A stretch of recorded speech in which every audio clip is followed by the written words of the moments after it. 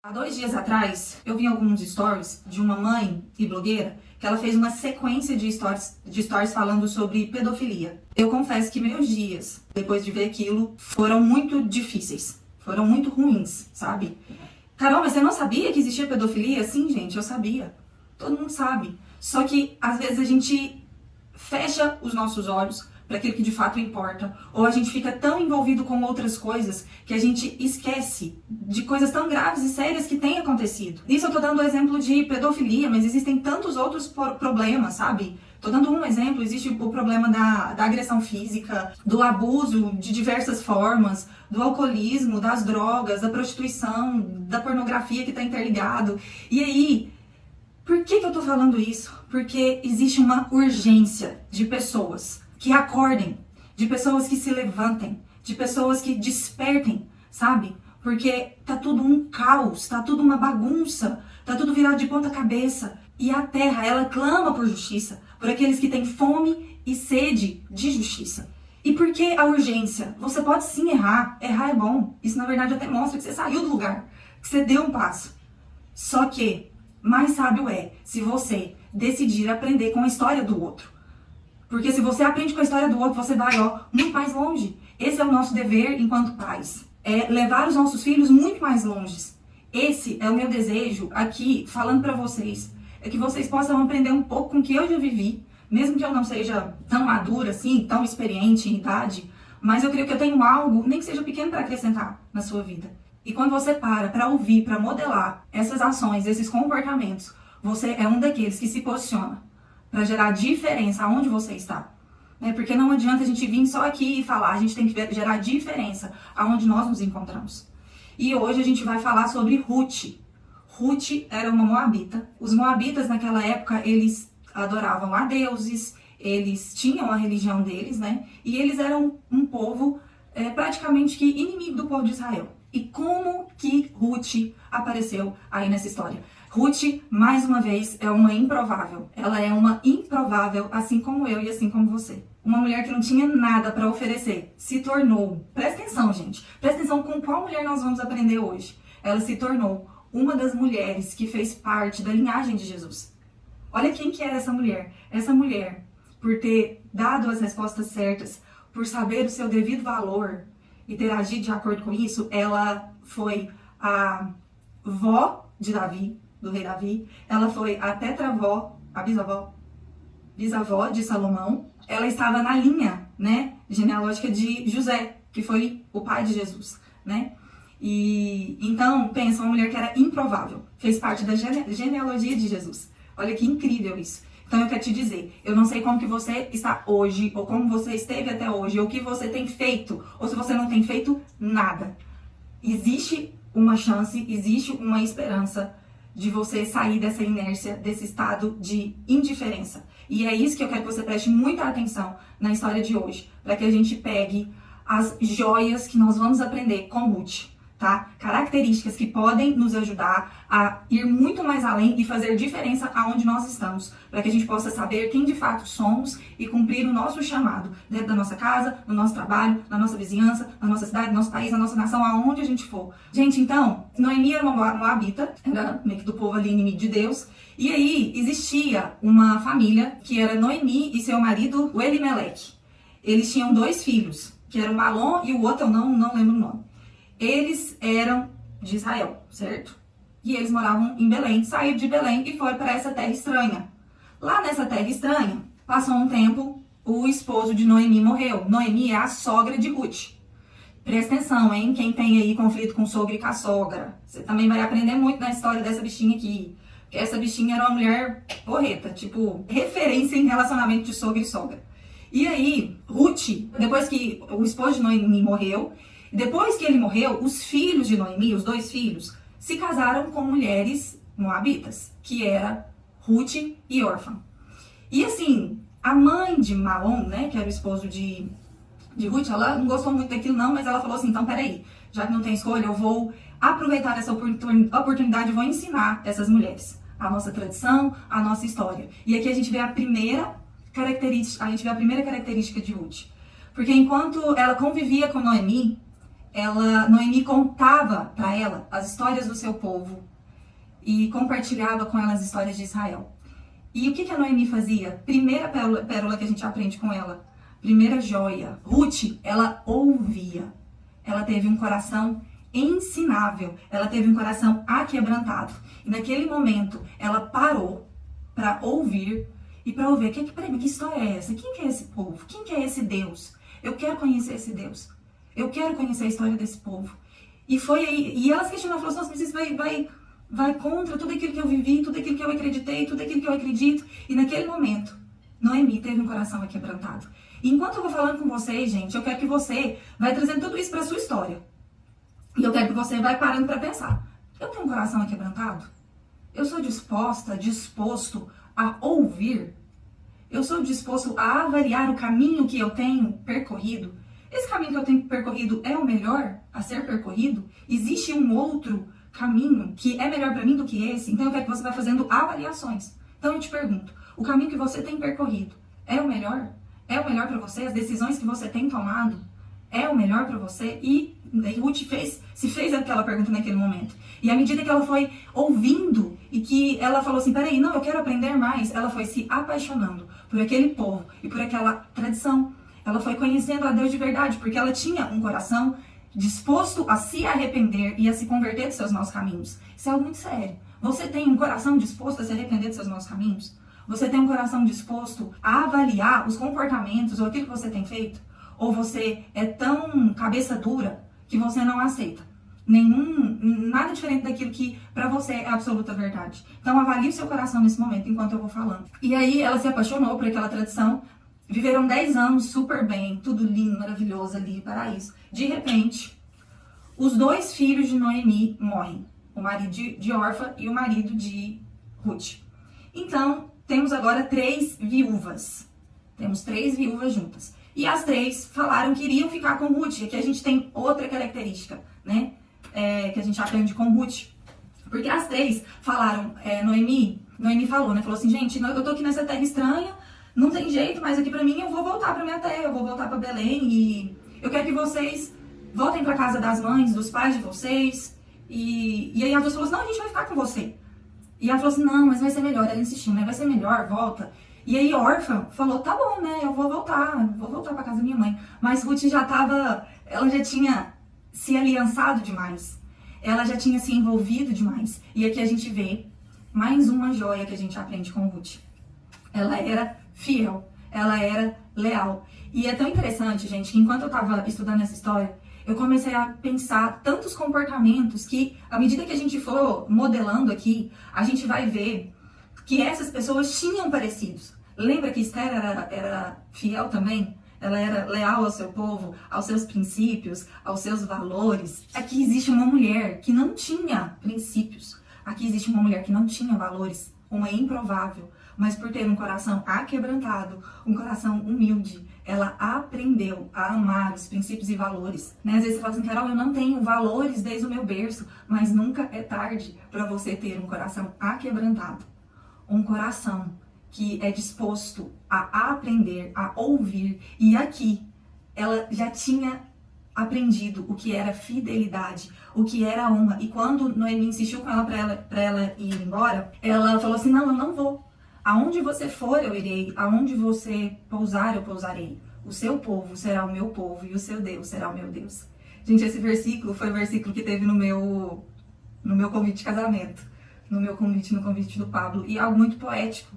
É algo muito lindo, né? E eu aproveito essa oportunidade de falar sobre casamento e dizer que é exatamente isso que acontece no casamento. Quando você casa com uma pessoa, você tem que ter esse coração. O seu povo é o meu povo. O seu Deus é o meu Deus. Aonde você for, eu irei com você. Esse versículo foi falar de uma mulher para a sua sogra, mas é essa aliança. Aqui eu quero que você foque na aliança. É essa aliança que nós devemos ter quando nós nos casamos com alguém. Se você casa com uma pessoa que não tem a mesma fé que a sua, pensando que você vai ensiná-lo ou que você vai mostrar para ele o caminho, isso é um grande engano. É uma chance muito grande que você tem de vacilar, sabe? De estar dando um passo em falso, porque provavelmente a sua fé vai ser abalada. Você vai se desviar dos seus caminhos. E isso eu falo por vivência, por ter experiência na minha família de mulheres que, durante toda a sua vida, pelejaram para que seus maridos conhecessem o Senhor. Então, se você ainda está na época do relacionamento, do namoro, não só homens ou mulheres, avalie bem. Se aquela pessoa tem os mesmos princípios, tem os mesmos valores, tem as mesmas crenças, se acredita no mesmo Deus, se tem o mesmo propósito de vida que você. Porque quando você casa com essa pessoa, você está assumindo esse compromisso. Eu tenho o mesmo propósito de vida que você. Eu sou um só com você. Eu confio plenamente em você. Aonde você for, eu irei com você. Aonde você morrer, eu morrerei com você. É muito lindo a gente falar isso lá no altar, na hora do casamento. Mas eu quero viver isso na prática. Então, assuma aquilo que você fala. Se você um dia falou isso para uma pessoa e você não soube avaliar antes as escolhas que você estava fazendo, sabe que você fez um compromisso. Então, assim, fidelidade é algo que a gente aprende com essa mulher. Ser fiel, independente das circunstâncias. Às vezes a circunstância dela não era favorável, mas ela escolheu ser fiel. E aí eu te pergunto mais uma vez, você tem sido fiel? Fiel com as alianças que você fez? Fiel com as pessoas que estão à sua volta? Fiel com o seu cônjuge? Fiel com os seus filhos? Fiel com o seu patrão? Sim, porque se ele é o seu patrão, você tem uma aliança com ele. Enquanto você está ali, a palavra fala que nós devemos fazer, não para homens, mas como se fizéssemos para o Senhor. Você é fiel consigo mesmo? Com quem de fato você é? Você é fiel com aquilo que você acredita? E aí, gente, essa daqui é a mais dolorida, eu acho, das características de Ruth. Ruth permaneceu com a sua sogra e elas voltaram para Belém.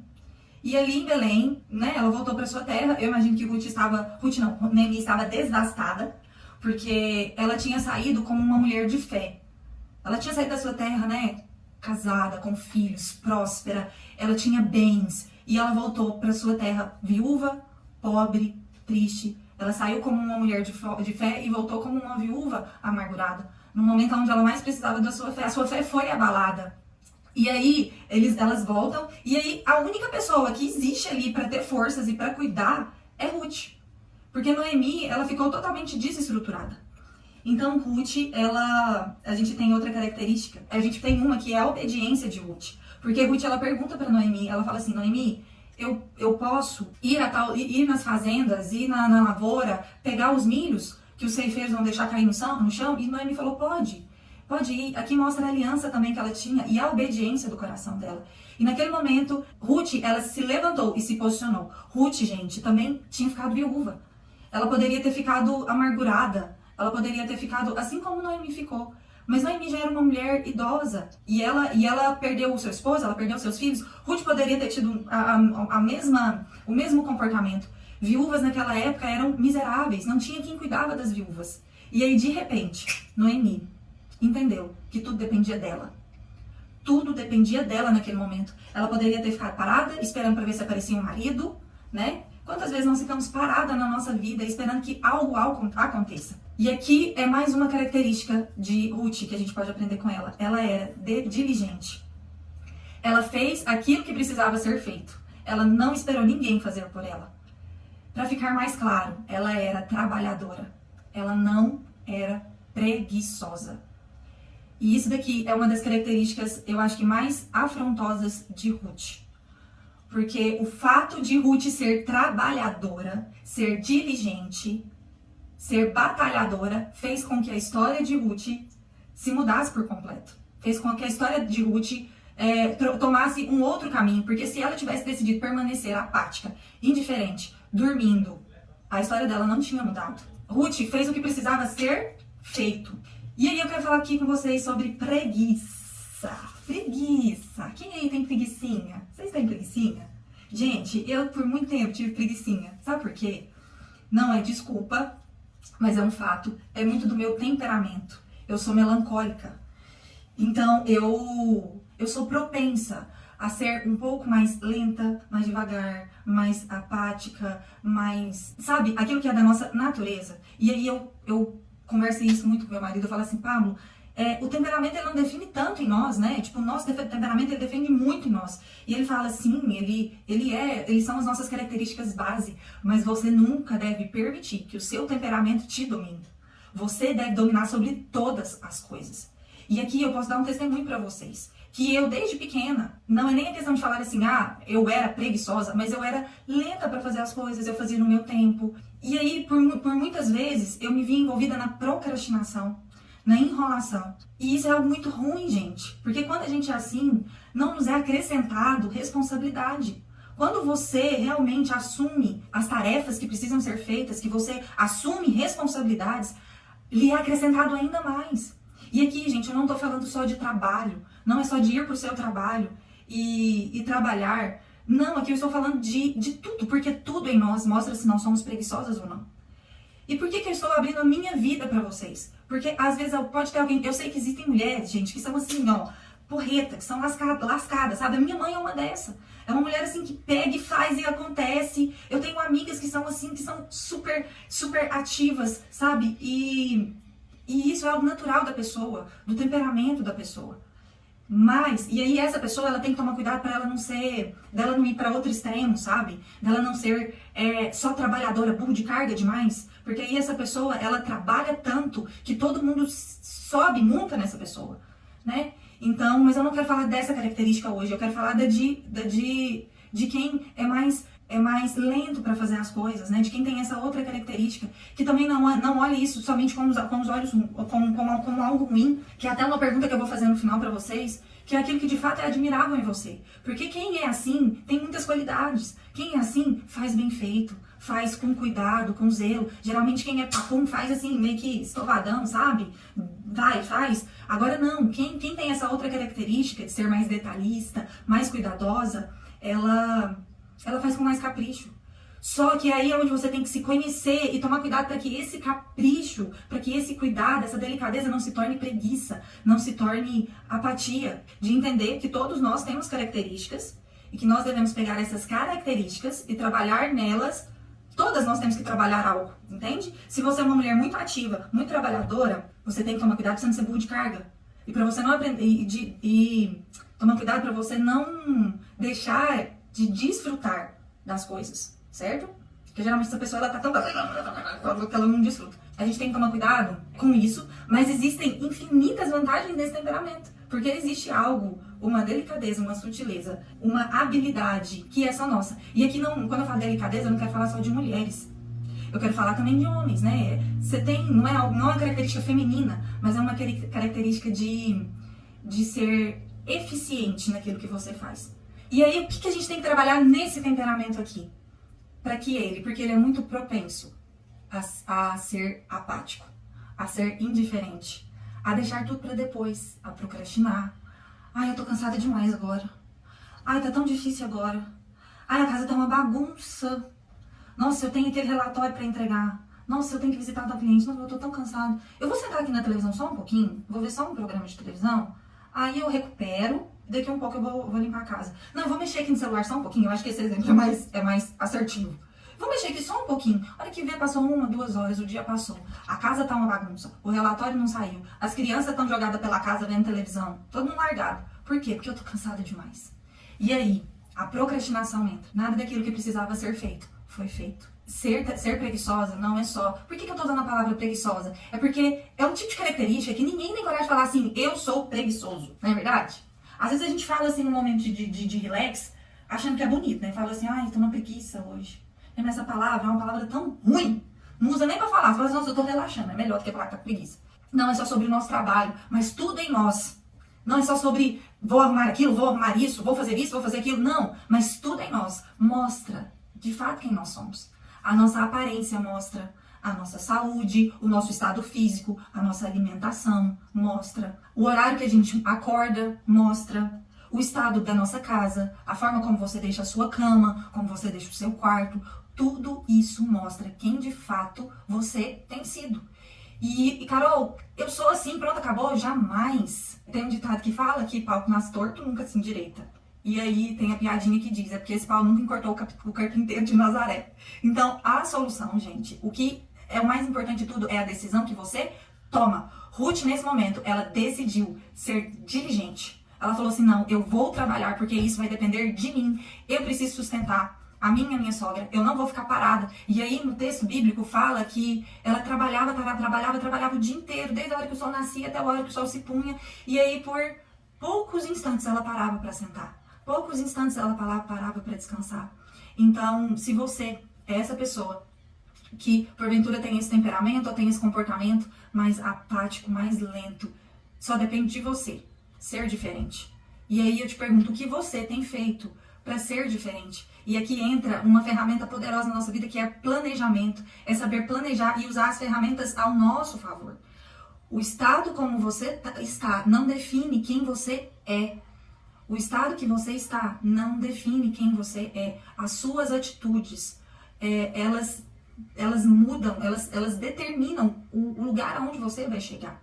Então, essa foi mais uma característica dela, ela era diligente. E aí, olha só pra você ver, Ruth, ela foi trabalhar, gente, o trabalho que Ruth foi fazer, ela foi pro campo então, né? E aí, lá tinham ceifeiros, que eles colhiam as espigas da plantação, certo? E ela ia atrás desses ceifeiros, pegando as espigas que caíam no chão. Isso mostra o quanto ela era simples, o quanto ela era humilde, ela se dispôs a fazer aquilo, a pegar o resto que caía, a sobra do que caía. Isso mostra que ela soube se adaptar, era uma realidade diferente, né? O seu sogro e a sua sogra tinham bens, eles eram bem de situação. Ela viveu ali provavelmente por 10 anos com seu marido trabalhando, ela viveu bem. Mas agora ela não tinha mais nada e ela teve que se adaptar. Ela teve que se adaptar a uma nova realidade. Quantas pessoas a gente vê que as pessoas não conseguem se adaptar? Elas de repente têm uma mudança muito abrupta na sua vida e essa pessoa ela entra em depressão, ela entra num poço sem volta. E aí, é isso que eu pergunto mais uma vez, mais uma pergunta para você.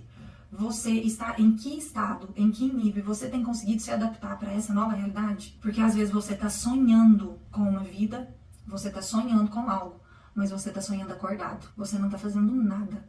E é necessário que a gente se adapte às novas realidades que a gente tem. Se é isso que eu tenho pra fazer, é isso que eu tenho pra fazer. Carol, larguei meu emprego pra cuidar de casa, se é isso que eu tenho pra fazer, é isso que eu vou fazer. Eu tô numa fase de filho pequeno, é isso que eu tenho pra fazer, é isso que eu vou fazer. Eu tô numa fase de expandir as minhas fronteiras no meu trabalho, é isso que eu tenho pra fazer, é isso que eu vou fazer. Entende? Se adapte àquilo que você tem vivido. Estou numa situação financeira horrível, péssima. Eu não posso fazer aquilo que tudo que eu gostaria. Se adapte àquilo que você tem hoje. A realidade que você tem hoje. Honre no pouco que você será honrado no muito. E essa mulher fez isso. Ela não olhou para as circunstâncias. Ela se adaptou, teve um coração simples, teve um coração humilde. Não importa. Aquele que honra no pouco, ele será honrado no muito. Ele é digno de muito receber. E aí, para finalizar, duas características dela. Ela era obediente e agradecida. E para finalizar essa história, como ela era uma mulher muito trabalhadora, uma mulher que fazia algo diferente dos outros, ela foi notada naquela cidade. As pessoas viram ela. Quando você sai da média, não tem como, você é notado. Você aparece. E aí, é onde você tem que permanecer firme naquilo que você realmente é. Em quem você realmente é. Porque quando você é notado, vão ter aqueles que vão te amar, que vão te admirar. Assim como Ruth foi admirada. Uau, quem é aquela mulher?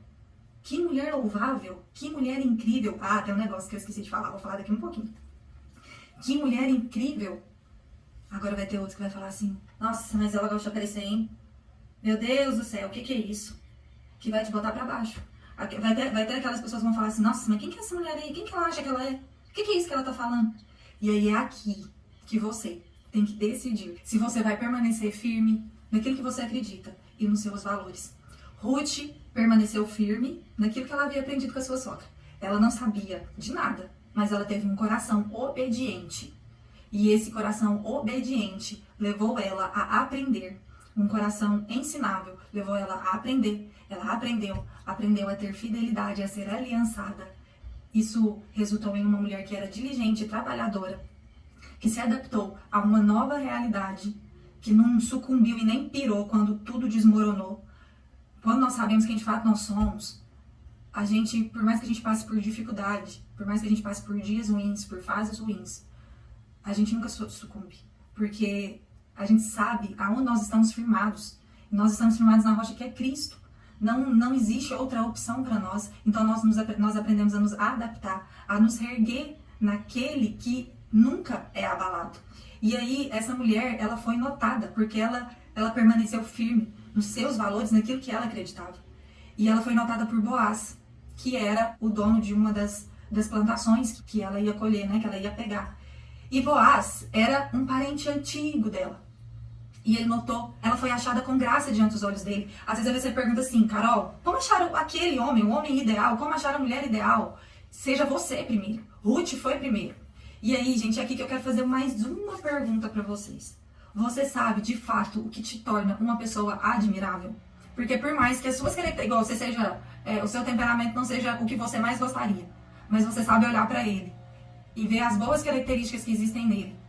Você sabe olhar pra você e ver aquilo que de valor existe em você, que te faz admirável. Então, eu quero orar para que essas verdades se cumpram na sua vida, para que você de fato se lembre quem você é e o que existe admirável em você, para que você não fique apática, indiferente a tudo que tem acontecido, não fique indiferente à sua vida. Porque a palavra diz que nós devemos amar aos outros como a nós mesmos. Então, em primeiro lugar, a gente precisa se sentir amado pelo Senhor e nos amar. E esse é o meu desejo nessa manhã, para que você saiba de fato quem você é. E você trabalhe para isso, para que você tenha esse coração obediente e ensinável. Amém? Pai, em nome de Jesus, eu abençoo a vida de cada uma dessas pessoas. Declaro a Deus que essas palavras vão entrar no coração delas, de cada uma delas, e que hoje elas possam fazer uma avaliação se de fato elas têm sido mulheres trabalhadoras, homens trabalhadores que cumprem os seus propósitos e o seu chamado. Pai, em nome de Jesus, que o Senhor desperte no coração de cada uma de nós o espírito de urgência para cuidarmos das nossas vidas, cuidarmos das nossas famílias, cuidarmos, ó Deus, do nosso próximo, daquele que está do nosso lado, usarmos as ferramentas que o Senhor tem colocado nas nossas mãos para propagar a Tua verdade e a Tua palavra. Coloque em nós urgência. Tira-nos, ó Deus, do estado de apatia, do estado de indiferença, da preguiça. Tira-nos, ó Deus, de tudo aquilo que tem roubado o nosso tempo, de tudo aquilo que tem nos feito perder a chance, a oportunidade de sermos produtivos, de sermos produtivas e alcançarmos cada um dos sonhos e dos desejos que o Senhor já colocou no nosso coração. Eu oro em nome de Jesus. Tira-nos, ó Deus, do estado de inércia que nós estamos e nos leva além daquilo que nós já alguma vez desejamos no nosso coração. Eu declaro que você vai experimentar de coisas que os seus olhos ainda não viram. Eu declaro em nome de Jesus que essa palavra vai encontrar solo fértil no seu coração e você vai frutificar de forma assustadora, tá bom? Gente, um beijo pra vocês. Vai interagir lá comigo, me conta quais são as suas características e tamo junto, viu? Que a sua semana seja extraordinária, abençoada, ela já é. Tome posse e creia nisso.